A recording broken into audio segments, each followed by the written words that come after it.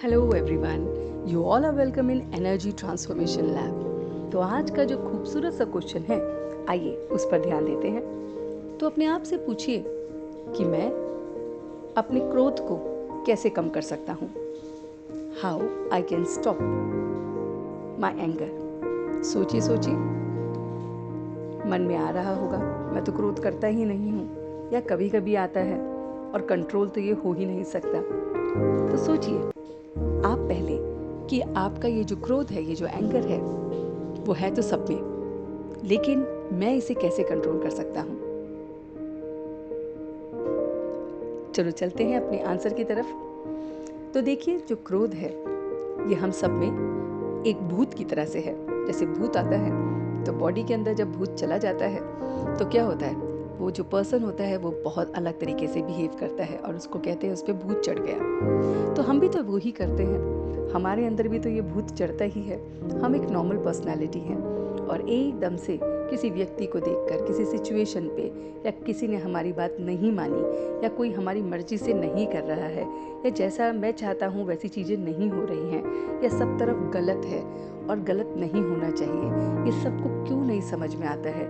ये सारी की सारी जो बातें हैं ये मुझे क्रोध में लाती हैं। और ये फिर भूत जब मेरे अंदर घुस जाते हैं कि सबको परफेक्ट होना चाहिए, सबको कम से कम इतना तो रिगार्ड देना चाहिए, इतना तो रिस्पेक्ट करना चाहिए, दूसरे को समझना चाहिए, ये सारे भूत अंदर जाते रहते हैं और फिर निकल के आती है हमारी वो पर्सनैलिटी जिसे हम कहते हैं इसके अंदर भूत घुस चुका है। तो देखिए, जब क्रोध आता है तो ये भूतों के कारण होता है। ये जो भूत हैं छोटे छोटे जो मैंने अभी आपसे बताए, ये सब के अंदर होते हैं। अब बात करनी है, ये हमें पता है हमारे अंदर है, कभी जाते भी नहीं हैं, ये गायब कभी नहीं होते।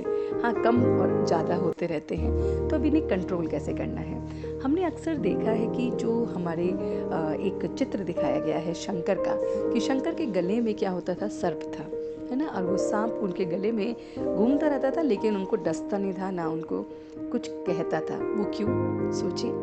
इसी का आंसर इससे रिलेटेड है, क्योंकि शंकर ने उसे कंट्रोल करके रखा हुआ था। उसे पता था कि मैं शंकर के गले में हूँ और मैं ये हरकत नहीं कर सकता। तो ऐसे ही जो हमारे भूत हैं, जो भी हैं, जो क्रोध है, वो हमारे अंदर ही है। तो इसको कंट्रोल करना इस तरह से, जैसे आपके गले में एक सर्प है क्रोध का। अब इस क्रोध के सर्प को आपको कंट्रोल में रखना है, वरना ये आपको ही डस देगा। क्योंकि आप डसने का अर्थ है कि वो आपको परेशान करेगा और फिर आपके जो रिएक्शंस होंगे वो जहरीले होंगे, जैसे सांप के डसने के बाद होते हैं। तो वो जहरीले कैसे होंगे कि आप किसी को उल्टा बोल देंगे, उल्टा करेंगे, अपने को हर्ट करेंगे, दूसरे को हर्ट करेंगे, तो वो जहर ही तो है।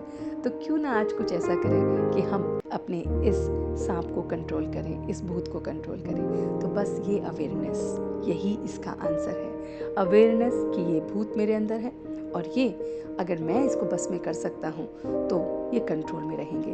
तो जैसे ही कोई ट्रिगर पॉइंट आए, चाहे वो कोई व्यक्ति है, चाहे वो सिचुएशन है, उसको देख के आपने अपने अंदर मंत्र चलाना है, नहीं, मुझे इसे कंट्रोल करना है। जैसे उस शंकर ने कंट्रोल किया, मैं भी कर सकता हूँ। और आप यकीन मानिए, आप एक बार करने की कोशिश तो कीजिए, ये कंट्रोल में आ जाएंगे। It's so simple, there is no hard and fast mantra for it. कोई मंत्र नहीं है, सिर्फ अपने आप की रियलाइजेशन ही मंत्र है, सेल्फ इंट्रोस्पेक्शन ही मंत्र है। क्योंकि कुछ लोगों को तो ये एहसास भी नहीं होता कि उनको ये हो रहा है, लेकिन आपने ये फर्स्ट स्टेप ले लिया है रिसर्च में, इस लैब में, कि मुझे एहसास हो रहा है कि यहाँ पे मैं गुस्से में आ रहा हूँ, बस मुझे इसे कंट्रोल करना है। और कंट्रोलिंग के लिए अपनी कॉन्शियसनेस से कहना है, नहीं, मैं आज नहीं करूँगा, आज मेरा व्रत है, शंकर का व्रत है। तो उस व्रत में क्या करते हैं, हमारे सामने बहुत सारे पकवान आते हैं मगर हम खाते नहीं हैं। तो इसी तरह से आज व्रत लेंगे कि मुझे ये एंगर वाला जो इशू है, ये एंगर वाला जो भूत है, ये एंगर वाला जो सर्प है, इसको आज रिसर्च में काबू करना है। तो कीजिए, कल फिर मिलते हैं आपसे इस लैब में। Have a nice day.